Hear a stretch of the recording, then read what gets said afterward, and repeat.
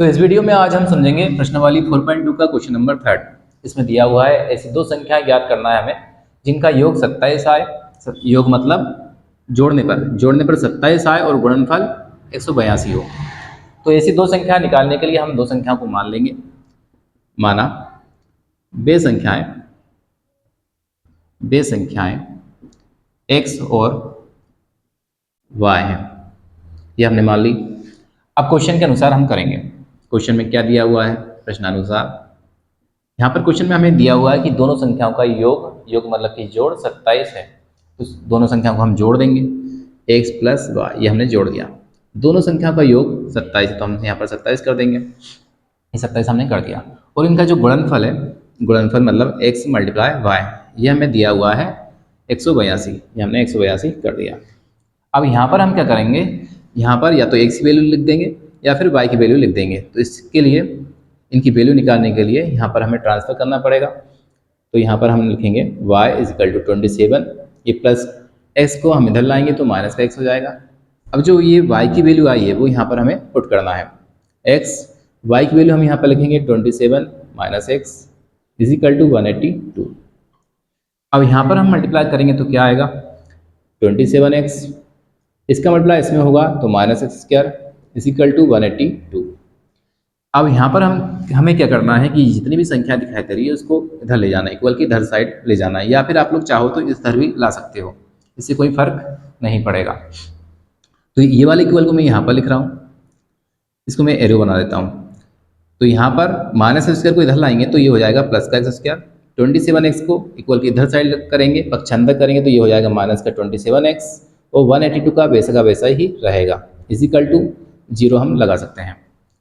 अब इस क्वेश्चन को देखकर हमें ऐसा लगता है x² माइनस 27x प्लस 182 को कि ऐसी से हमें दो संख्या चाहिए, इसका मल्टीप्लाई करें तो 182 आए और प्लस माइनस करें तो 27 आए।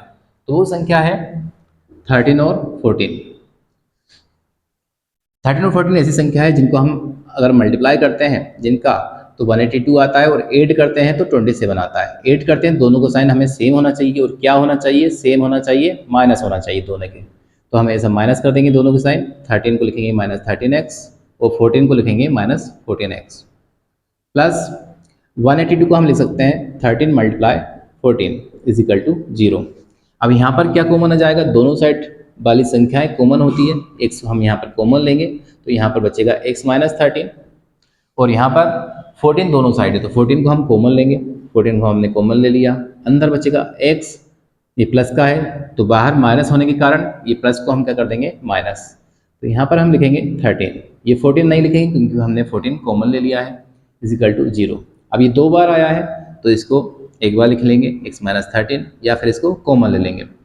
अब यहाँ पर लिखेंगे x माइनस 14 = 0।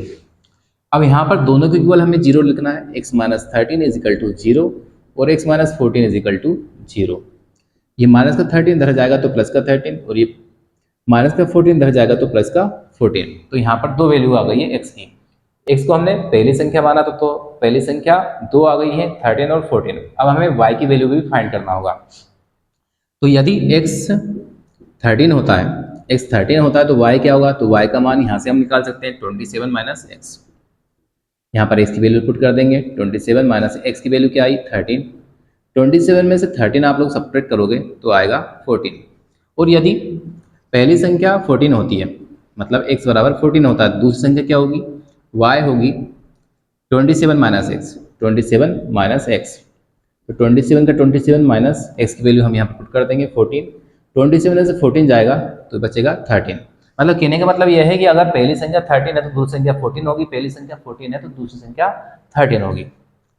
तो मैं आशा करता हूँ आप लोगों को क्वेश्चन समझ में आया होगा।